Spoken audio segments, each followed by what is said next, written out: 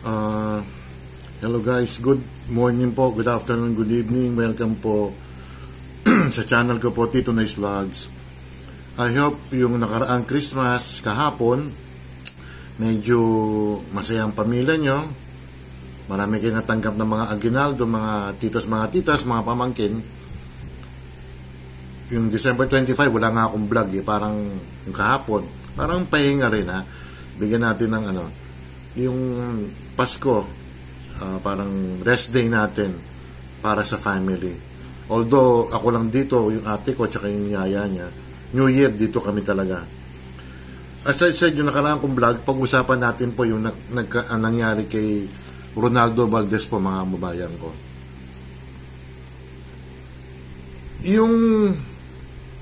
Yung photo ni Ronaldo Valdez na may mga blood pa, dapat hindi pinalabas po yun eh. Hindi pinakalat sa social media.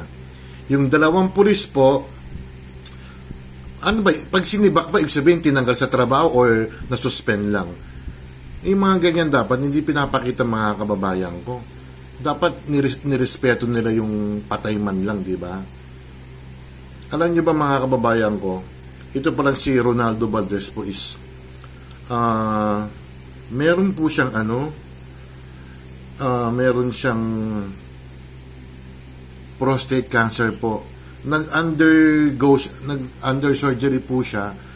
Maybe iniisip niya yung sakit niya po, at saka meron siyang parang manager siya, Jamela, I think Salvador, correct me lang niyo ako kung tama ako ha. Parang yung kasi yung kinakausap niya, and then baka or pupunta na sa Amerika.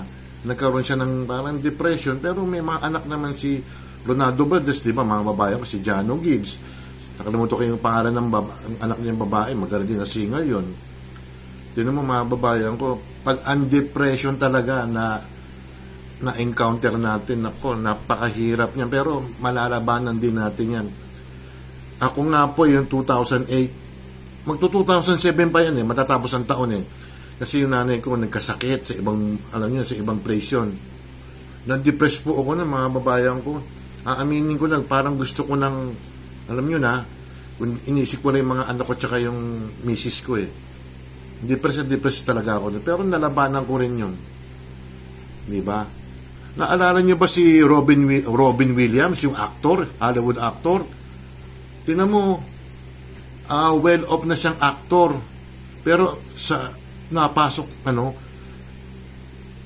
siya ng depression. Ayun, tinapos din ang buhay mga kababayan ko. Walang pinipili ang depression mga kababayan ko. Mayaman ka o mahirap ka. Maski anong lahi mo.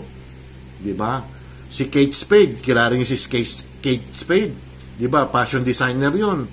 O ganun din ang ginawa niya. Na-depressed din sila si Kate Spade. Marami tayong mga kapwa-tao na hindi kinaya. Ayun, tinapos ang buhay.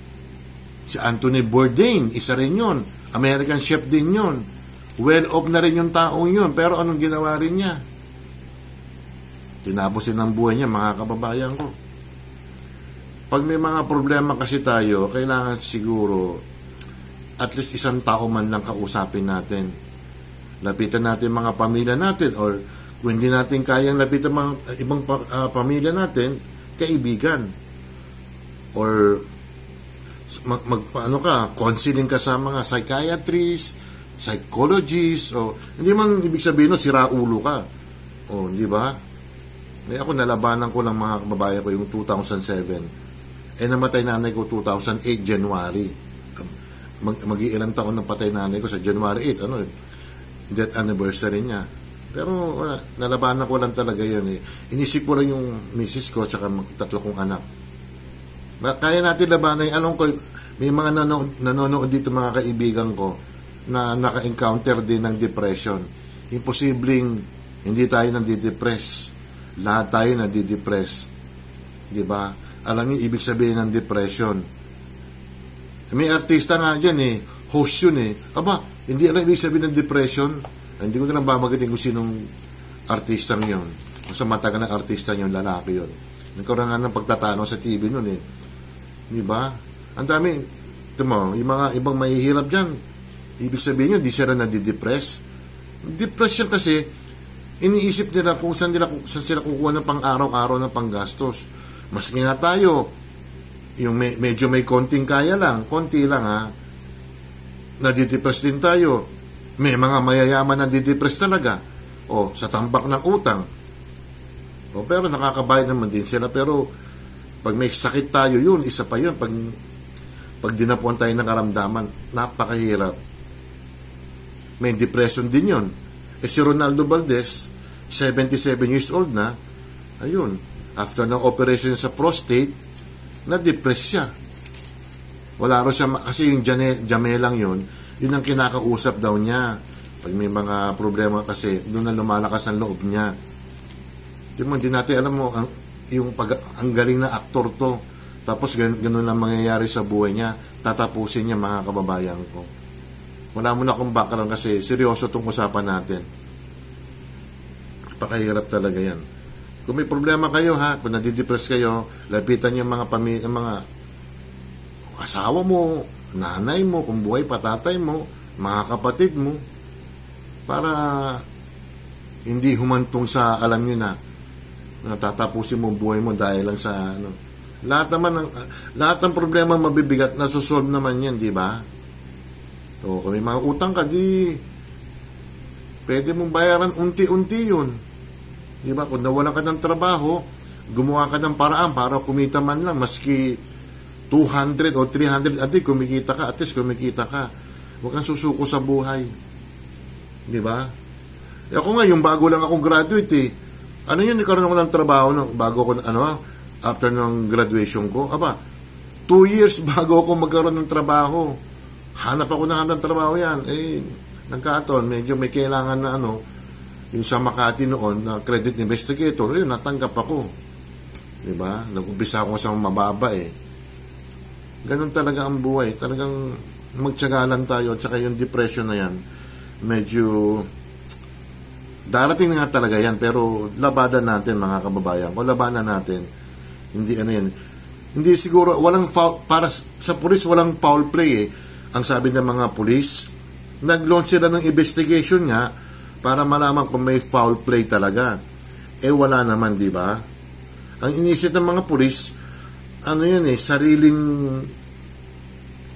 sariling buhay ni Ronaldo Valdez kung bakit tinapos ang buhay. Di ba? At saka, maybe inisip din niya paghihiwalay sa asawa.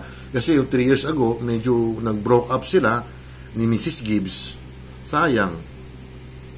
Si Jano naman, ang sabi niya, igalang na lang ang irespeto na yung kamatayan ng tatay niya. Sige, okay lang yun. Iba kasi binabas pa Huwag naman ganun. Patay na yung tao, ibabas niyo pa. Yung mga ibang talaga tao, ewan ko ba? Walang mga respeto sa mga namatay. Kaya minsan, dapat kayo na lang kakainis, mga babayan ko. Yun lang, mga babayan, short lang to. Basta ang depression, labanan na lang natin, Darating at darating yan, mga babayan ko. Sa akin yan, dumating. Ito mo, yung 2007, muntik na akong, siguro wala ako rito ngayon kung mahirap talaga. Mahirap talagang labanan. Diba? Kaya magdasal na lang tayo, mga babayan, kakayanin natin yan. Sa edad ko nito, 60 na ako. Walang edad para pinipilat depression, Meron nga dyan, 20 anyos, na-depressed din. Anong ginawa? Hindi nagbabay siya sa mundo kasi hindi kinaya yung problema. Yung dating school na yung nag-aral yung mga anak ko sa, malapit ng school dito, basta for the boys yung school Meron din nangyari noon. Tumalon. Kung kaya naman may tumalon, ngayon nilagyan nila ng grills. Wala na Di ba? Reactionary tayo minsan Yun lang, mga babayan ko Medyo wala muna tayong shout out sa Wednesday, bukas, uunahan ko na po kayo. Galit na galit po ako. At kayo magagalit din. Grabe ang kababayan natin, Hindi ako titigil talaga, hindi matitigil itong mga panluloko ng mga ibang kababayan natin, mga kababayan ko Grabe. Grabe talaga mga babayan ko. O, wala mo na shoutout ha. Shoutout sa lahat. Shoutout sa mga kaibigan ko. Ha? Yun lang po. Labanan natin ang depression. Kaya natin yan. Don't forget to like and subscribe. Hit the bell notification para ma-update kayo sa aking mga video po. Maraming salamat po. Belated Merry Christmas. Advance Happy New Year sa inyo. Bukas po, ang aking vlog, galit na galit po ako. Sana hindi man ako sobrang magalit. Maraming salamat po. Ingat. Bye.